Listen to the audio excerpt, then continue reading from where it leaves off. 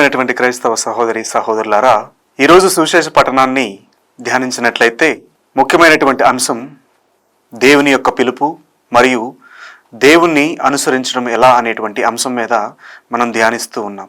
యేసుక్రీస్తు ప్రభు ఒకరోజు ప్రయాణం చేస్తూ ఉండగా సుంకపు మెట్టు దగ్గర కూర్చుని ఉన్న లేవి అనేటువంటి వ్యక్తిని నన్ను అనుసరించుము అని చెప్పిన వెంటనే తనకున్నటువంటి సమస్తాన్ని విడిచిపెట్టి క్రీస్తు ప్రభువును అనుసరించారు.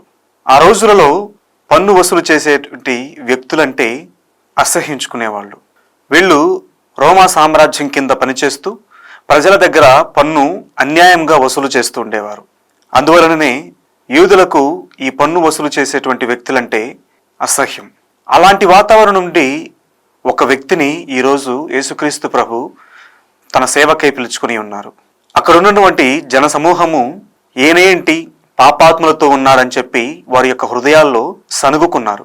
కానీ యేసుక్రీస్తు ప్రభు వారి యొక్క హృదయాలను పసిగట్టి వైద్యుడు వ్యాధిగ్రస్తులకే కానీ ఆరోగ్యవంతులకు కాదు, హృదయ పరివర్తన పొందుటకై నేను పాపులను పిలవచ్చుతని కానీ నీతిమంతులను పిలుచుటకు నేను రాలేదు అని నిర్మోహమాటంగా యేసుక్రీస్తు ప్రభు తెలియజేస్తూ ఉన్నారు.